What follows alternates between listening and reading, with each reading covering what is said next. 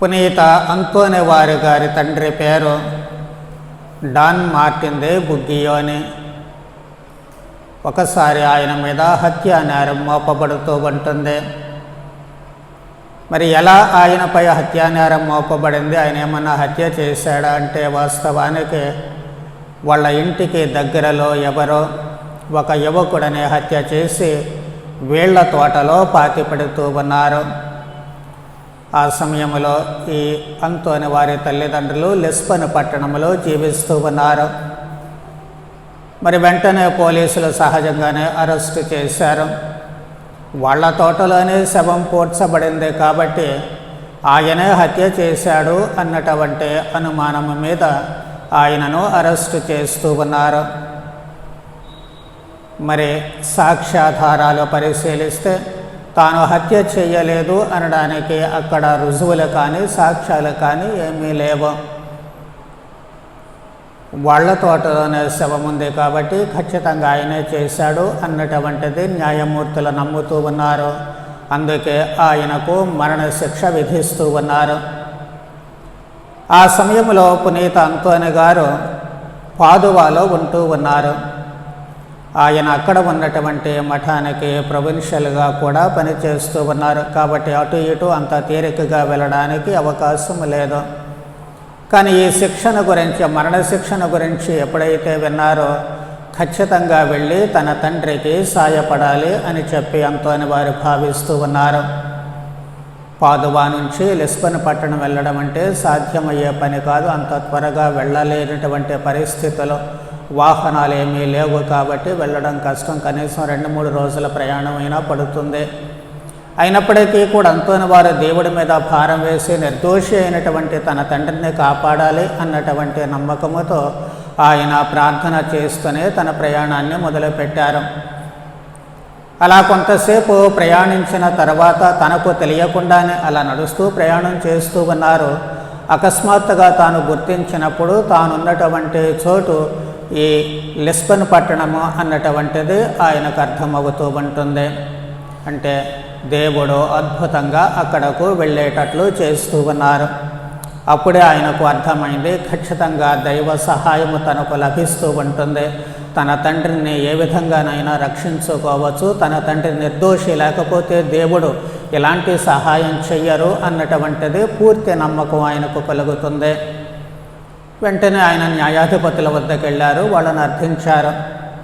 ఏమంటే మా నాన్న అలాంటి హత్యలు చేసే మనిషి కాదు, ఎవరికి ద్రోహం చేసే మనిషి కాదు. అసలు చనిపోయిన అబ్బాయికి మా కుటుంబానికి ఎలాంటి గొడవలు కానీ మనస్పర్ధలు కానీ ఏమీ లేవు కాబట్టి మా తండ్రి నిర్దోషి అని చెప్పి చాలా వాదించారు. సాక్ష్యం లేనటువంటి వాదన కోర్టులో ఎప్పుడూ కూడా చెల్లదు. కాబట్టి వాళ్ళందరూ కూడా దాన్ని కొట్టేశారు. ఎట్టి పరిస్థితుల్లో కూడా సాక్ష్యం లేకుండా నిర్దోషిని విడుదల చేయడం కుదరదు అని న్యాయాధిపతులు తేల్చి చెప్పారు. మరేం చేయాలి అనేటువంటిదే పాలుపోలేదు. అక్కడే కోర్టులోనే ఆయన కళ్ళు మూసుకొని దేవుణ్ణి ప్రార్థించారు. ఆ ప్రార్థించి అలా ప్రార్థనలోనే తనకు తెలియకుండానే ఆయన సమాధి వద్దకు నడిచి వెళుతూ ఉన్నారు. ఎవడైతే అంతోని వారు నడిచి వెళుతున్నారో ఆయనతో పాటుగా న్యాయమూర్తులు కూడా లేచి వెళ్ళారు. అక్కడ ఉన్నటువంటి ప్రజలు కూడా లేచి ఆయన అనుసరించారు. చాలా అద్భుతంగా ఆ సంఘటన జరిగింది. అంతోని వారు సమాధి దగ్గరికి వెళ్ళారు. ప్రక్కన ఉన్నటువంటి మనుషుల్ని సమాధి తవ్వండి అని చెప్పి అడిగారు. వాళ్ళు మారు మాట్లాడకుండా అంతోని గారు చెప్పినట్లు సమాధి తవ్వారు. ఎందుకంటే అంతకుముందే అంతోని గారిని గురించి చాలా రకాలుగా విని ఉంటారు కాబట్టి వాళ్ళు విధేయించడం తప్ప మరొక ఆలోచన వాళ్ళకు రాలేదు. అందుకే సమాధిని తవ్వారు. తవ్వినప్పుడు శవపేటిక బయలుపడుతూ ఉంటుంది. అందులో శవము ఉంది. అంతోని గారు ఓ క్షణం ప్రార్థన చేసి దేవుని పేర ఆ శవాన్ని లేవమని చెప్పారు. ఎప్పుడైతే అంతోని వారు దేవుడి పేర లేవమని చెప్పారో ఆ శవము లేస్తుంది. ఒక చెయ్యి వెనక్కి నేల మీద ఆనించుకొని మరొక చేతనే పైకి చూపిస్తూ ఉంటుంది. అంతోని వారు ఒకే ఒక ప్రశ్న అడిగారు, నిన్ను హత్య చేసింది డాన్ మార్టిన్ దే బుగ్గియోనా కాదా? ఆ ప్రశ్నకు ఆయన చెయ్యి పైకెత్తి ఒకే ఒక మాట చెబుతూ ఉన్నాడు, ఆయన అంటూ ఉన్నాడు, డాన్ మార్టిన్ నన్ను హత్య చేయలేదు. ఆ మాట అక్కడంతా కూడా ఒక పెద్ద ఉరుములా వ్యాపిస్తూ ఉంటుంది. అందరూ ఆశ్చర్యపోతూ ఉన్నారు. ఆ మాట చెప్పిన తర్వాత డాన్ మార్టిన్ నన్ను హత్య చేయలేదు అని చెప్పిన తర్వాత ఆయన శిరస్సు వంచి అంతోని వారిని ఆఖరిసారిగా నాకు బ్లెస్సింగ్ ఇవ్వండి అని చెప్పి అడుగుతూ ఉన్నాడు. అంతోని వారు ఆయన దీవించిన తర్వాత మరుక్షణంలోనే ఆయన మళ్ళీ శవముగా మారిపోతూ ఉన్నాడు. అందరికీ ఆశ్చర్యం వేసింది. దేవుడే ఆయన నిర్దోషితత్వాన్ని బయట పెట్టారు అని. సరే, జనాలు అయితే నమ్ముతూ ఉన్నారు, బాగానే ఉంది. కానీ న్యాయాధిపతులు అంత తేలికగా నమ్మరు కదా. అంటే మరి ఈయన హత్య చేయకపోతే మరి ఎవరు చేశారు హత్య అని చెప్పి అడుగుతూ ఉన్నారు. దానికి అప్పటికే అంతోని వారు వాళ్ళ మధ్య నుంచి కనుమరుగవుతూ ఉన్నారు. వాళ్ళు ప్రశ్న అడుగుతూ ఉన్నారు, అంతోని వారు కనుమరుగయ్యారు. కానీ స్వరము మాత్రము వినిపిస్తూ ఉంటుంది.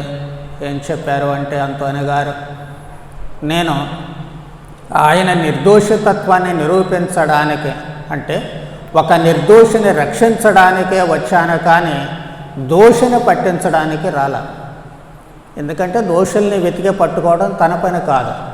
తన పని అల్లా కూడా ఒక నిర్దోషికి శిక్ష పడకుండా, ఒక నిర్దోషి మరణం పాలు కాకుండా ఉండడము, ఆయనను రక్షించడమే తన పని. అందుకే నేను అపరాధిని రక్షించడానికే వచ్చాను, కానీ నిరపరాధిని రక్షించడానికే వచ్చాను, కానీ అపరాధిని పట్టుకోవడానికి కాదు అని చెప్పి అంటూ ఉన్నారు. ఆ మాటలు అక్కడ అంతా కూడా ఒక గర్జనలా వినిపిస్తూ ఉన్నాయి. అప్పటికే న్యాయాధిపతులకు కనువిప్పు కలుగుతూ ఉంటుంది, నమ్మకం కుదురుతూ ఉంటుంది. ఈ అంతోని వారి తండ్రి గారైనటువంటి డాన్ మార్టిన్ దే బుగ్లియాని గారిని వాళ్ళు విడుదల చేస్తూ ఉన్నారు. వారి జీవితంలో జరిగినటువంటి లేక చేసినటువంటి అద్భుతము అనేక విషయాలను మనకు బోధిస్తూ ఉంటుంది.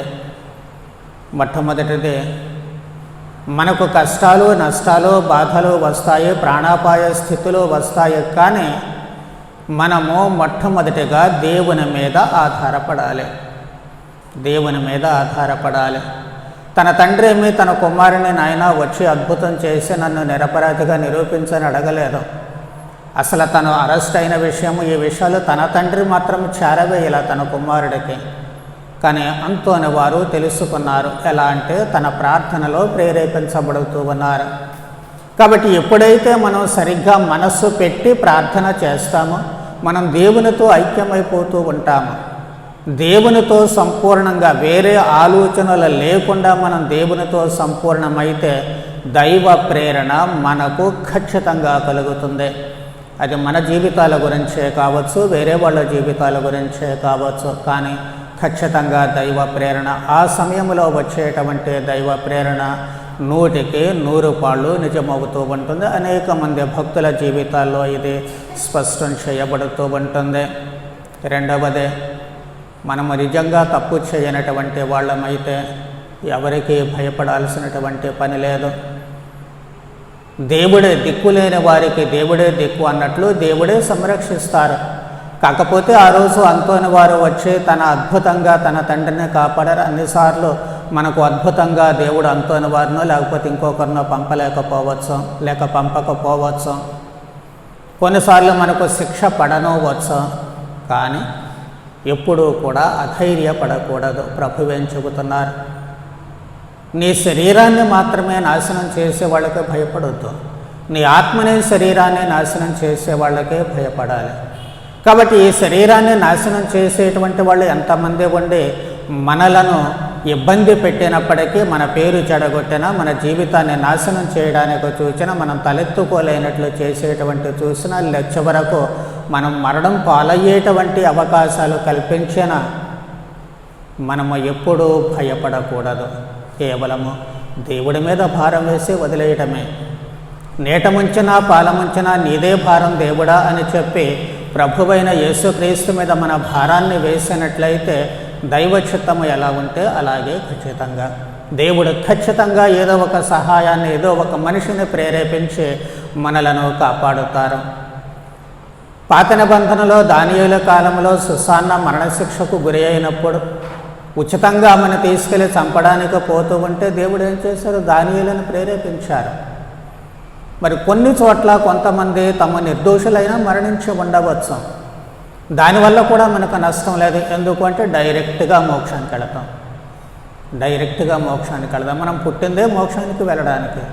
కాబట్టి రెండు విధాల ప్రయోజనం మనకు వస్తూ ఉంటుంది. అయితే దేవుడు ఎవరినైనా సరే ప్రేరేపించి మనలను కాపాడుతారో, ఒకవేళ కాపాడకుండా పోతే మనము ఆ శిక్షకు గురి అయి ప్రాణాలు పోగొట్టుకుంటే, లేక ఆ శిక్షను అనుభవించిన అది మనము మళ్ళీ ఉత్తరించు స్థలానికి పోకుండా ఉండడానికి కానీ, నరకానికి పోకుండా ఉండడానికి కానీ ఉపయోగపడుతుంది. డైరెక్ట్గా మనం మోక్షానికి వెళ్ళడానికి మార్గము సుగమం అవుతూ ఉంటుంది. కాబట్టి అంతోని వారి జీవితంలో జరిగినటువంటి అద్భుతాలు మనకు ఒక మార్గము చూపించేటువంటివిగా ఉండాలి. చివరి వరకు సహించి నిలిచిన వాడే రక్షించబడను ప్రభు అంటూ ఉన్నారు. కాబట్టి ఇది మనకు స్ఫూర్తినివ్వాలి. ఎలాంటి కష్ట నష్టాలకు భయపడకుండా, ఏ విధమైనటువంటి ఇబ్బందులకు మనము భయపడకుండా ఎదురొడ్డి మనము నమ్మినటువంటి సత్యము ప్రభువైన యేసును నమ్మాము. ఆయన చెప్పినటువంటి సూత్రము దైవుడిని మనిషిని ప్రేమించడమే. దాంట్లో ఎన్ని ఇబ్బందులు వచ్చినా ఎదుర్కొంటాను, ఎదురొడ్డి నిలబడతాను అన్నటువంటి ధైర్యం చేత మనము ముందుకు వెళ్ళడమే. అది ఒక్కటి మనం చేస్తే చాలు. ఖచ్చితంగా మన జీవితాలను మనం దేవుడి చేతిలో పెట్టినటువంటి వాళ్ళం అవుతాము. ఒక ప్రక్క మనకు ఎలాగో అంతోని వారి ప్రార్థనలు సాయం ఉంటూ ఉంటాయి. ఆ సహాయము ద్వారా మనము ఖచ్చితంగా వాటిని అధిగమించడానికి దేవుడే మనకు సహాయపడుతూ ఉంటారు. కాబట్టి అలాంటి ధైర్యాన్ని మనకు కూడా ప్రసాదించమని పునీత అంతోని వారి ద్వారా భగవంతుడిని ప్రార్థన చేద్దాం. పితా పుత్ర పవిత్రాత్మ నామమున